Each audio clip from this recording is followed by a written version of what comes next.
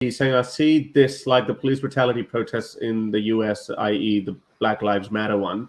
Everyone thinks this time is different, but nothing ever changes. But you can't really compare the situation of George Floyd with this, because American institutes are a lot stronger than what's happening in Iran. Iran is a theocracy with a dictator, very centralized power, whereas in the United States, this is the beauty of democracies like the United States, is that, okay, who was the president at that time? President Trump, let's just say, even though he had nothing to do with it. But he's gone.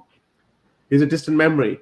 So new president is here. And then after that, there's going to be a new president. So people's moods keep on changing. But even then, it's interesting that conspiracy theorists keep building up. And they're like, oh, there's a deep state, etc. I come from Pakistan, where the word deep state was invented.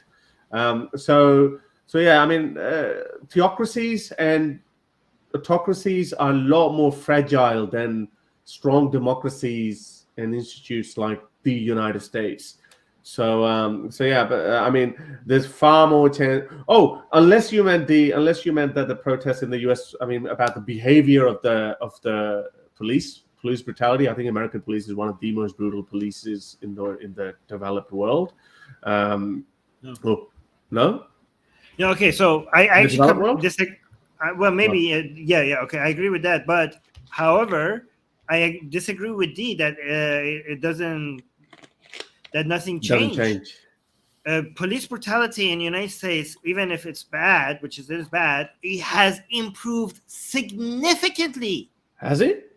Compared to past, yes.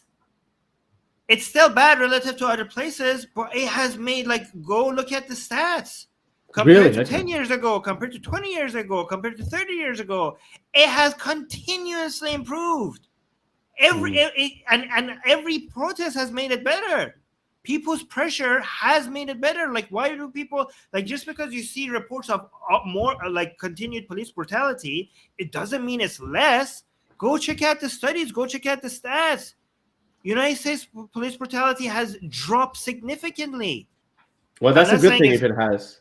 It's a good thing that it has, but I mean, I used to be one of those people, F the police kind of people, like back in the day when those YouTube videos were really new, and you'd see these, they were actually real life police trolls. Like, they just go out there and they will conceal and carry or whatever the laws are in the state, in their particular state, and then they go and they say, hey, why are you carrying this? It's like, oh, I've got a conceal and carry license, and they're like, no, but still, and then they deliberately go and provoke the police, and they say, hey, why are you doing this? It's like, oh, am I under arrest? All those kind of things. And then you would see those things escalating very quickly. And I'm like, oh, geez, like the American police is just, there's this next level. Because you don't see that. I think the English police, British police, I think they're way too soft.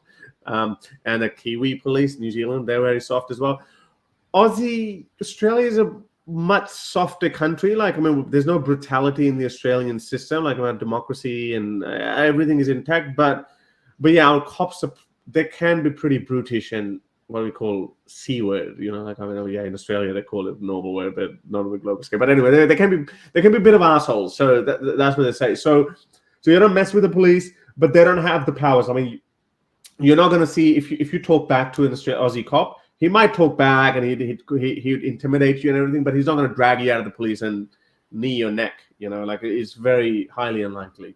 So, but the American police are like, I don't know. I take your word for it if they're getting better. And I believe that. Get my best-selling book, Why There Is No God, for free. Click on the link for it in the description.